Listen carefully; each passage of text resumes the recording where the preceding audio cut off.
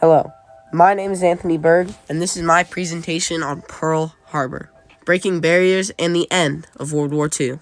At the beginning of World War II, the Axis powers were dominating the Allies, creating a real problem for the Allies. On December 7, 1941, the Japanese attacked one of the United States' most significant naval bases, Pearl Harbor, causing the U.S. to join World War II. This was done in order to cripple the United States naval fleet so the Japanese could take over the Pacific. Shortly after the United States joined the war, the Allies broke the Axis powers and turned the war around. The attack on Pearl Harbor was significant to history because the U.S. retaliated against Japan and dropped an atomic bomb on them. This event broke barriers and changed modern warfare forever. World War II was started partially due to the Germans' failure in World War I. After the Germans lost, they signed the Treaty of Versailles, which made it so Germany lost land, money, and most of their military. Japan was on the winning side of World War I with the Allies, but they were not part of the Big Four, the four most powerful nations in Great Britain, France, Italy, and the United States. So when the Treaty of Versailles was signed, they didn't get as much out of it as they had expected. So, between 1936 and 1941, Japan and Germany bolstered their armies so they could start a war the world had never seen before. From 1939 to 1945, World War II was happening in Europe.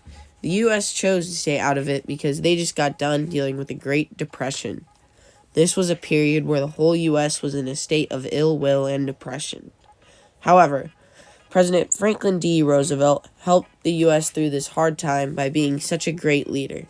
Because of all this suffering and pain that had just occurred, the U.S. did not want to send any young men to die in Europe again.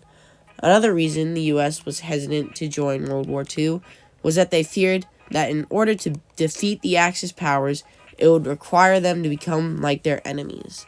The U.S. was afraid they would fall into the same lifestyle of their enemies, such as poor economic standards and bad social organizations if they entered the war.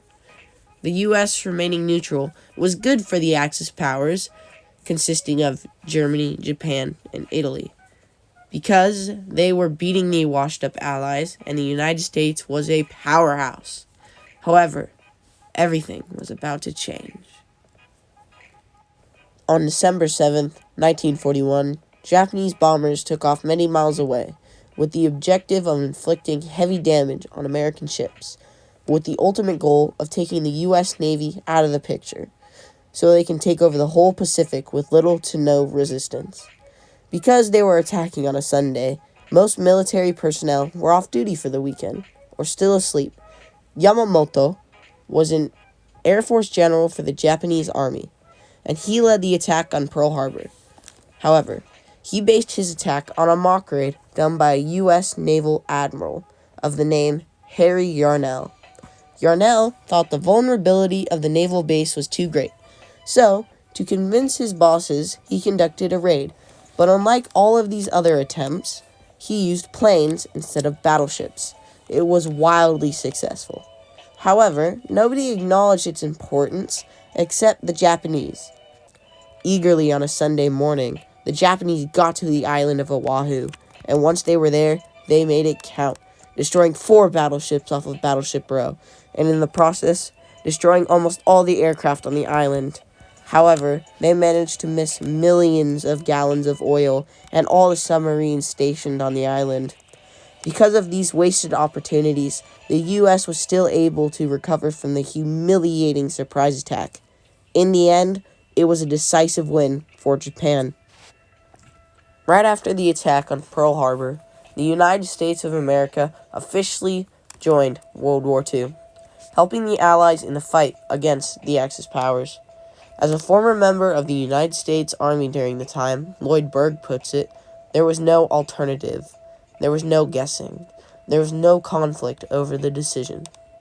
He's basically saying the whole country knew what they had to do. They had to join the war. The U.S. had to fight a war on 2 fronts, the Pacific and Europe. Japan had already taken some key islands in the Pacific, such as the Philippines, Okinawa, and Iwo Jima, and many others. It was a giant struggle for the U.S. to take them back. In Europe, the campaign wasn't any prettier, with the U.S. having to help regain almost all of Europe. The bombing of Pearl Harbor made the U.S. skeptical about terrorists. As a result, the U.S. set up internment camps for the Japanese and Japanese Americans. This was seen as one of the most disgraceful acts of World War II. After many hard years of grinding through the islands of the Pacific, the U.S. finally reached the Japanese mainland.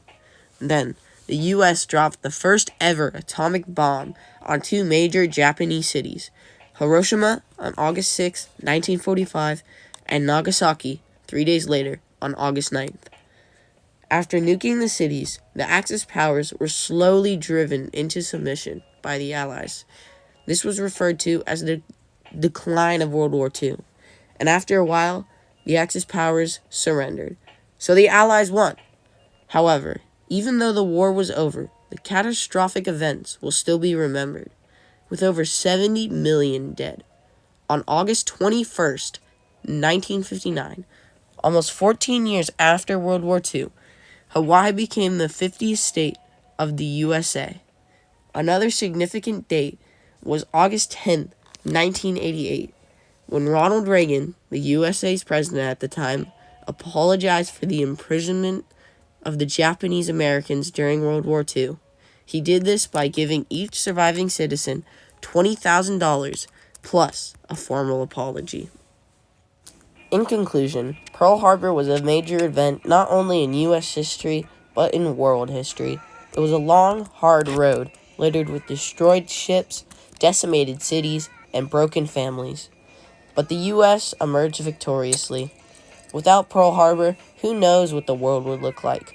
Japan could own all the Pacific, Germany and Italy may own Europe and Russia, and the U.S., well, who knows what would have happened to them?